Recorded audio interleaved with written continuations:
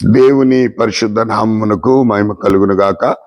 మరలా ఈ ఉదయ కాలము ప్రభు సాన్నిధ్యములో మరి కూడి మనము దేవుని వాగ్దానమును జ్ఞాపకం చేసుకోవడానికి ప్రభు మనకిచ్చిన శ్రేష్టమైన సమయం కొరకై ఆయనకే ఘనత మహిమ ప్రభావములు కలుగును గాక.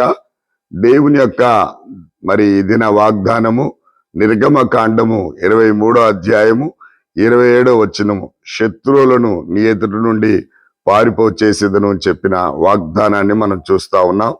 నిజంగా మోషేకు దేవుడు తోడైన విధానము, మోషేను దేవుడు నడిపించిన విధానము, ఆది కాండము, నిర్గకాండము, లేవికాండము, సంఖ్యకాండము, ద్వితీయోపదేశం 5 కాండాలు.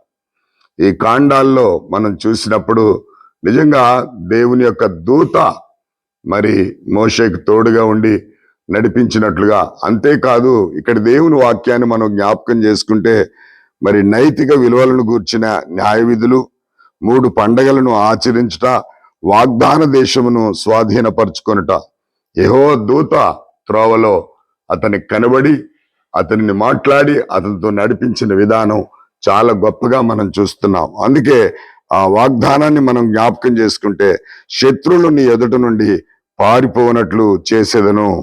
దేవుడు అనేక విధాలుగా మరి మోషేను నడిపించిన విధానం కానీ, మోషేకు తోడైన విధానం కానీ, మోషే జీవితంలో దేవుడు చేసిన చాలా ఆశ్చర్యకార అద్భుతాలు ప్రియులారా. మొట్టమొదటిగా మోషేని దేవుడు పిలిచినప్పుడు, నేను అర్హుడను కాను, నాకు మాట్లాడటకు చేత కాదు, నేను నత్తివాడని అన్నప్పుడు, నేను నీకు తోడై ఉంటా, నేను అహరోను అన్నను నీకు తోడుగా ఇస్తానని చెప్పినటువంటి దేవుడు. మోషే నిజంగా ఎంత సాత్వికుడు అంటే చెప్పలేనంత, నా ఇల్లంతట్లో నమ్మకమైన వాడని మోషే గురించి మనం చూస్తూ ఉంటాం. మోషే నిజంగా నడిపించిన విధానం, మోషే ఎదుర్కొన్న సమస్యలు, మోషే పడిన కష్టాలు, ఆ తెగుళ్ళు, చాలా భయంకరమైన పరిస్థితి. నిజంగా మోషే నిజంగా దేవుని సన్నిధిలో ఎంత ఇశ్రాయేలు పక్షమున పోరాడో మనం నిజంగా మోషే చరిత్ర అంతా కూడా, మోషే జీవితం అంతా కూడా మన విదితమే ప్రియులారు.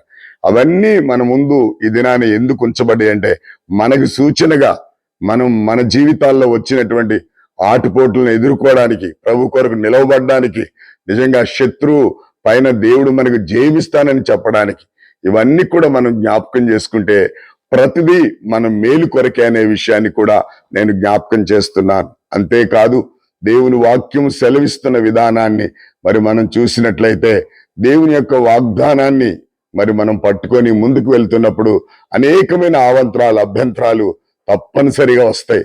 అసలు నిజమైనటువంటి సేవకు వచ్చే మొదటి శోధనలు ప్రియులారా. కాబట్టి దేవుడు తోడయుండి మోషేను నడిపించిన విధానం ఎంత గొప్పదో మనం చూడగలం. కాబట్టి ఉదయకాలమున మనం కూడా ధైర్యం తెచ్చుకుందాం. దేవుని దూత, దేవుని కాపుదల, దేవుని భద్రత మనకున్నది. శత్రువుల పైన దేవుడు మనకి జయమిస్తాడు. కానీ దేవుడిచ్చిన వాగ్దానాన్ని ఎత్తిపట్టి దినమంతా మనం ధ్యానం చేస్తూ ఆయన నామ ఘనత కొరకు మనం ముందుకు సాగాలి. అట్టి కృప దేవుడి ఉదయకాలమున మనందరికి దయచేయునుగాక. ప్రార్థన చేసుకుందాం. సకల ఆశీర్వాదములకు కారణభూతుడు అయిన మా తండ్రి, కృపగలిగిన మా యేసయ్య, జీవము గల మా తండ్రి, జీవాధిపతి, నీకు స్తోత్రాలు. మీరు మమ్మల్ని నడిపిస్తున్న విధానం, మీరు ఇచ్చిన వాగ్దానం బట్టి మీకు స్తోత్రములు చెల్లిస్తున్నాం. ఆయన శత్రులు మా ఎదురు నుండి పారిపోయినట్లు చేస్తానని చెప్పినావు. నీకు దూతను ముందుగా ఉంచి నడిపిస్తానని చెప్పినావు. వాగ్దాన దేశానికి ప్రభా మీరు నడిపిస్తానని మాటను బట్టి నీకే కృతజ్ఞతాస్తుతులు, స్తోత్రములు చెల్లిస్తూ ఈ ప్రార్థన నీ ప్రియ కుమారుడైన నా ప్రభు అయిన యేసుక్రీస్తు నామములో అడిగి వేడుకొంచున్నాను తండ్రి, ఆమేన్. ప్రియ దేవుని సంగమా, మీరు వింటున్న దేవుని వాగ్దానాన్ని వింటూ ఇతరులకు షేర్ చేస్తూ మీరు ఆశీర్వదించబడి వారిని కూడా ఆశీర్వాదం కారకులుగా చేయాలని మనవి చేస్తున్నాను. God bless you all.